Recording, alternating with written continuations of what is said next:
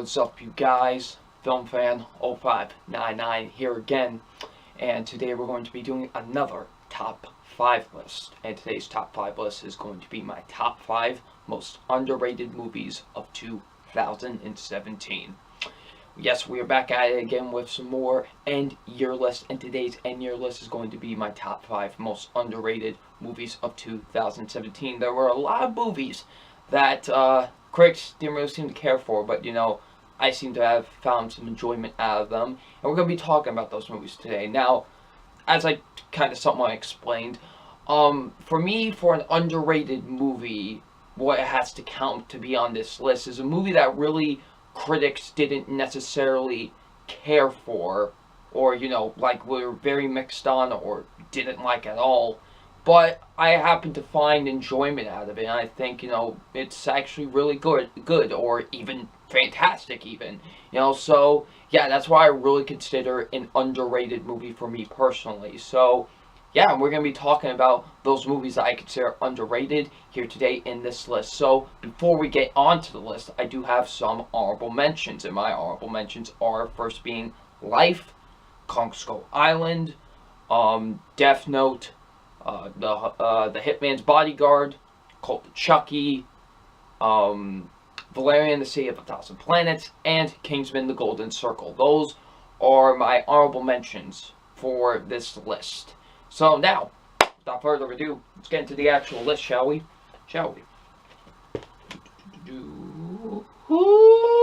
Alright, so coming at my number 5 is Pirates of the Caribbean, Dead Man Tell No Tales. A lot of people have been, kind of like not so great with this franchise, ever since the first one. Really, a lot of people kind of just, they're done with it. I was for a while too. The second movie wasn't that good. The third movie was just straight up terrible.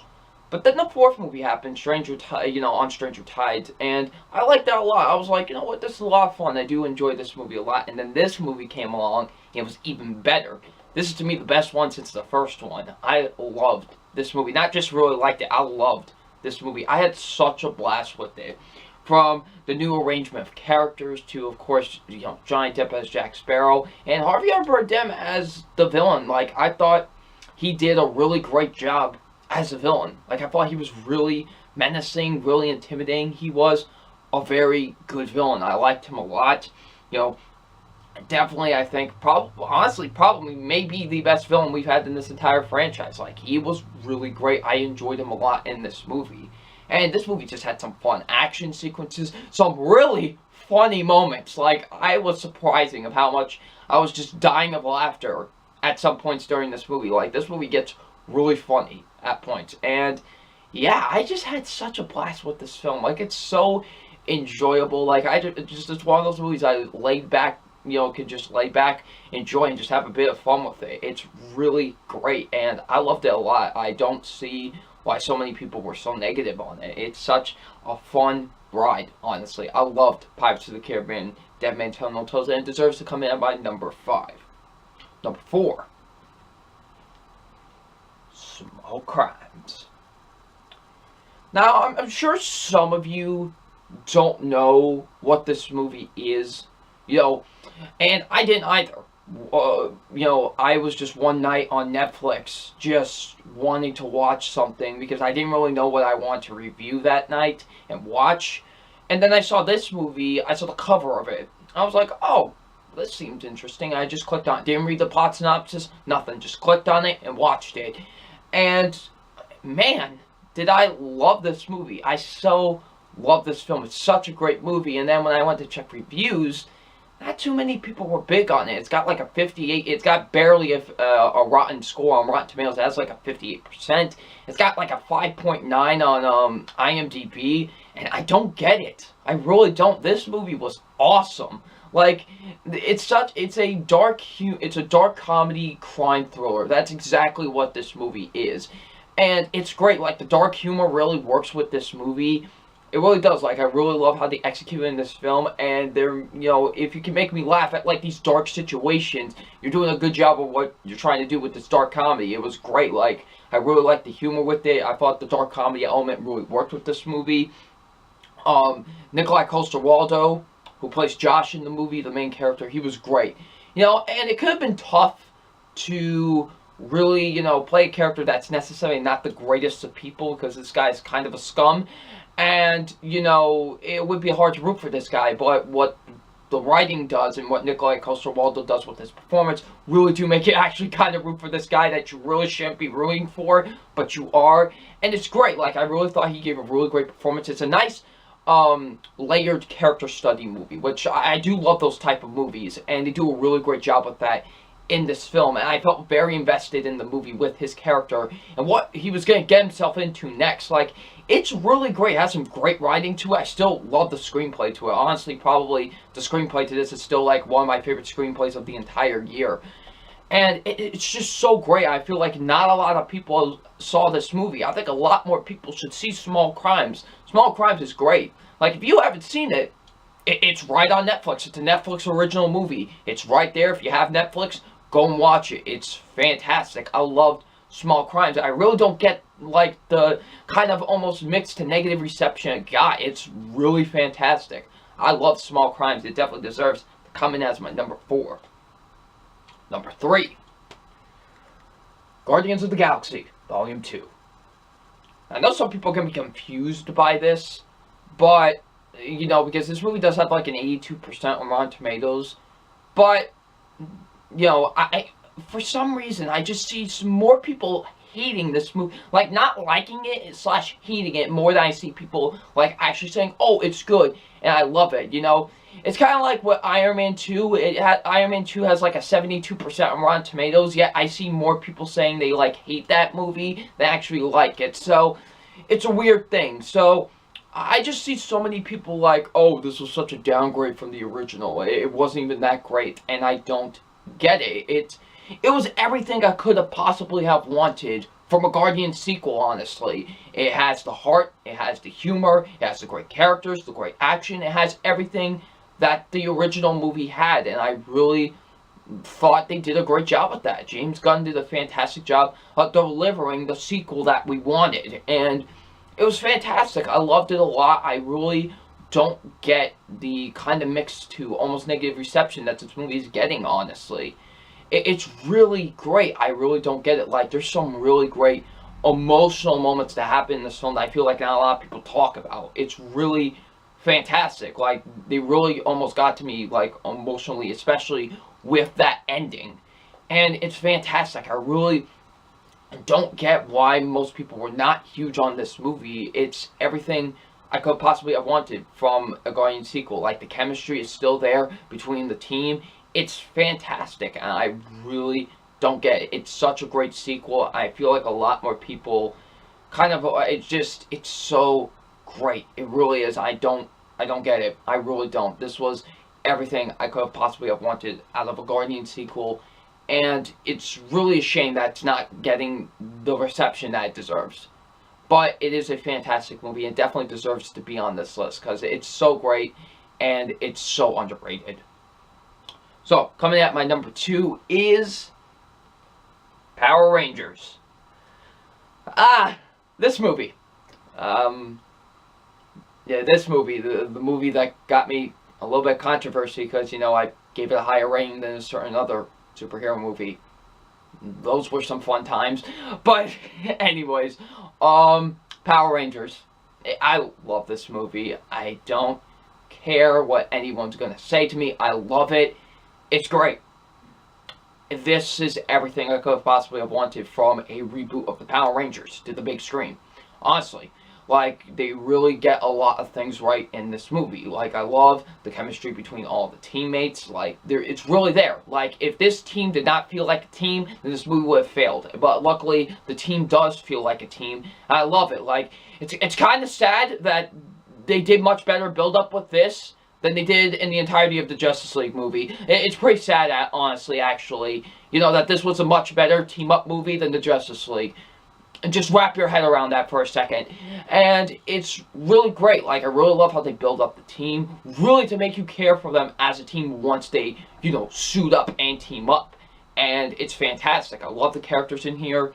Dacre Montgomery, who plays Jason Lee Scott, / Red Ranger, he was great. He gave the best performance in the entire film to me, and he was my favorite character in the entire movie. Like, he really did have some great emotional weight to him with his scenes, and he was really fantastic. I thought he actually gave a really great performance in this movie. He was really fantastic. Same goes for R.J. Cyler, I believe that's his name, who plays Billy / the Blue Ranger. He was great. You know, just everyone does a fantastic job in this movie. Like, Bryan Cranston as Zordon, it's awesome. Even I don't care. I enjoyed Elizabeth Banks as Rita Repulsa. I don't care. I enjoyed her in this movie. I thought she did a pretty solid job as the villain. And the action is awesome. I love the action sequences with this movie, especially towards the end. Like, the end action sequence is still one of my favorite action sequences of the whole year, honestly. I love that end action sequence so much. It is so great. And the visual effects were really good too. Like, I really thought,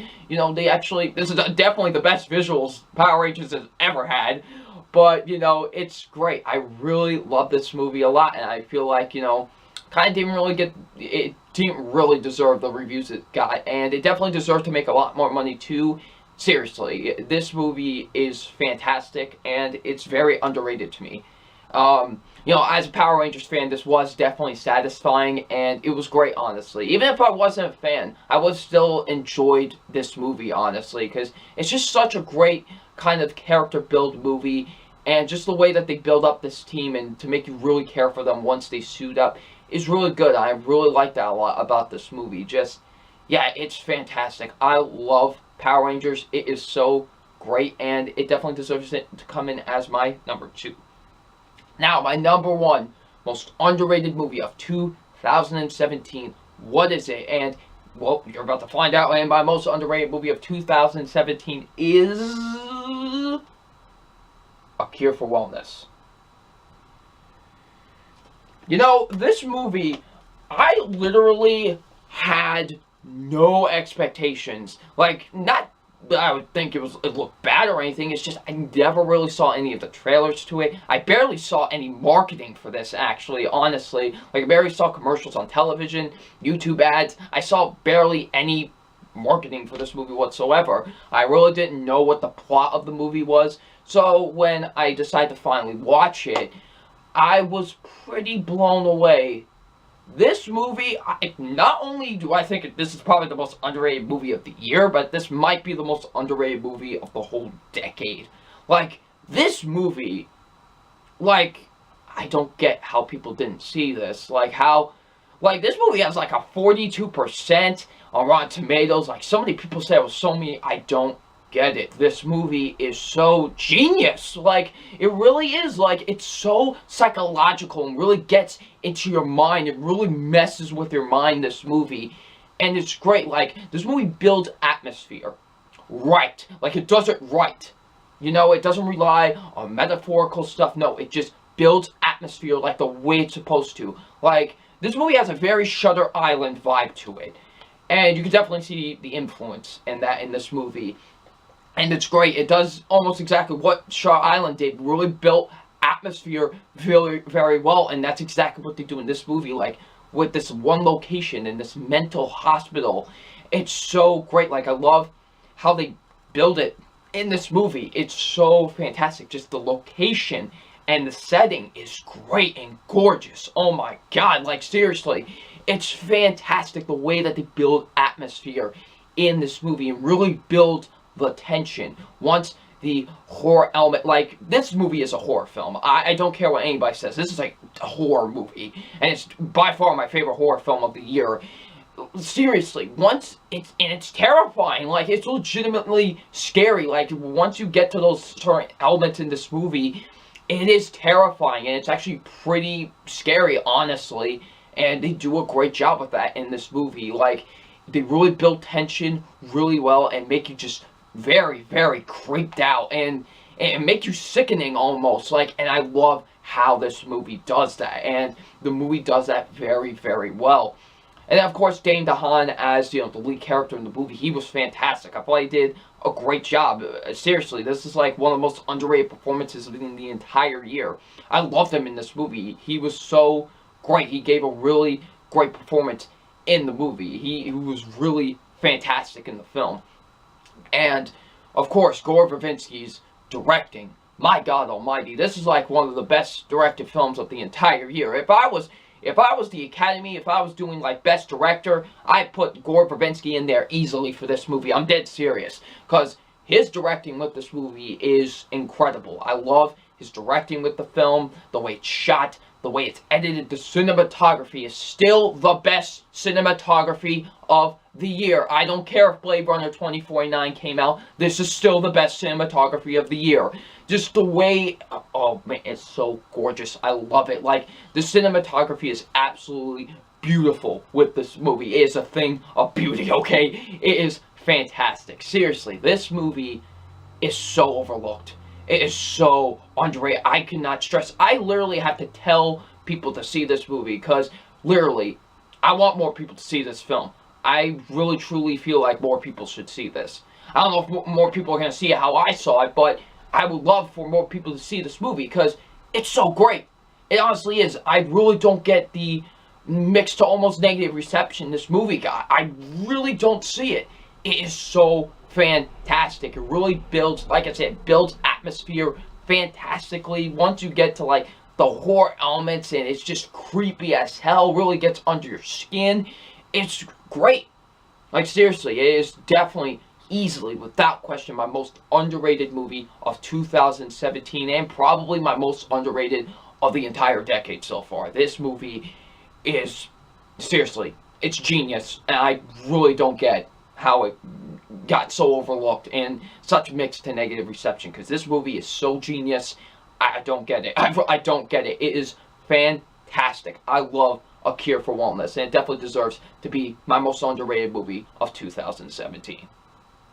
So, that was my list. That was my top 5 most underrated movies of 2017. Now, I leave the question to you. What are your top 10, not top 10, top 5 most, heck, if you want to do top 10, go for it. But what are your top 5 most underrated movies of 2017? Please leave them in the comment section below. And I'm FilmFan0599, and we will see you about later. Peace.